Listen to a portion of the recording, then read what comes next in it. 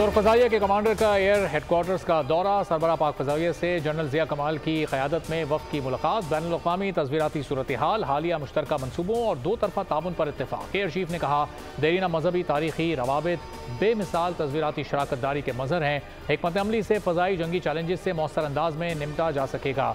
Commander तुर्क फ़ज़ाइया ने पाक फ़ज़ाइया की पेशावराना महारत को सराहा।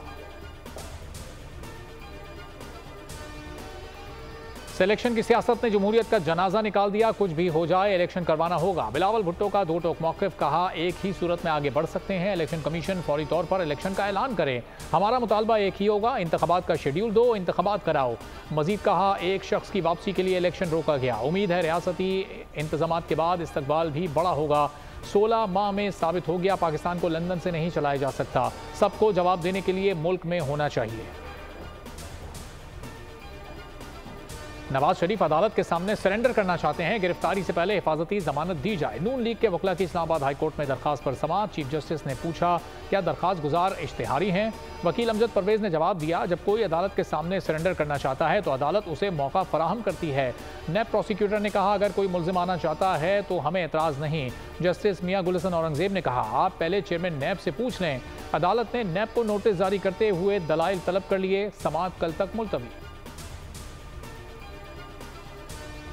अमरीकी सदर की मुनाफत खुलकर सामने आ गई। अस्पताल हमले का इल्ज़ाम हमास पर लगा दिया। कहा, अमरीका इसराइल की दिफाई ज़रूरत पूरी करने को यकीनी बनाएगा।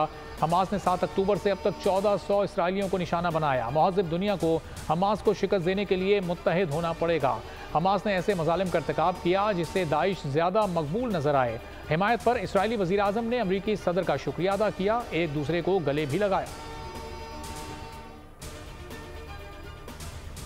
अक़वाम मुत्तहिदा में फ़लस्तीनी सफ़ीर रियाज़ मंसूर ने इसराइली दावे को उड़ा कर रख दिया। कहा, अस्पताल पर हमला इसराइल ने ही किया है। हमले से कबल एक ट्वीट में इसराइली तर्जुमान ने कहा था, हम अस्पताल को निशाना बनाएंगे। अब आलमी रद्द-ए-अमल के बाद इस ट्वीट को डिलीट कर दिया गया। हमारे पास उस ट्वीट की कॉपी मौजूद है। गाजा में इसराइली दहशतगर्दी, अस्पताल पर मिसाइल और फॉस्फोरस बम बरसा दिए गए। हमले में डॉक्टर्स और तिब्बी अमले समेत 500 से ज़ायद अफराद शहीद, सैकड़ों जख्मी हुए। अस्पताल में सैकड़ों बेघर खवातीन और बच्चे भी पनाह लिए हुए थे। बमबारी से इमारत मलबे का ढेर बन गई। इसराइली हमलों में शोधा की तादाद 3500 तक जा पहुंची। 1000 से ज़ायद खवातीन, 940 से ज़ायद बच्चे शामिल। खवातीन और बच्चों समेत 12,500 से ज़ायद अफराद जख्मी हैं। हमास ने किसी इसराइली बच्चे को कत्ल नहीं किया। इसराइल ने गजा के अस्पताल पर बमबारी करके तमाम हदें पार कर दी। डिप्टी हेड ऑफ मिशन फ़लस्तीन नादिरुल तुर्क की प्रोग्राम तज्जिया में गुफ्तगू।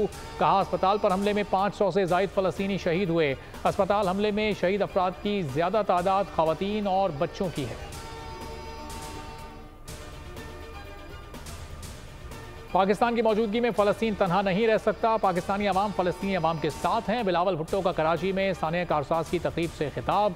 निगरान हुकूमत से कहा, आप सिर्फ हमारे वज़ीर आज़म और वज़ीर ख़ारजा नहीं हैं, आपको फ़लस्तीन के लिए कुछ ना कुछ करना पड़ेगा।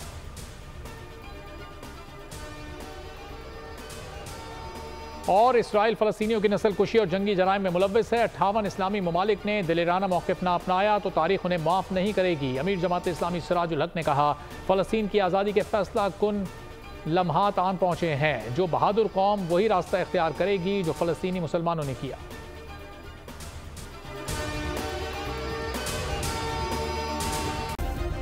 सब्सक्राइब करें और बेल दबाएं ताकि कोई खबर रह न जाए।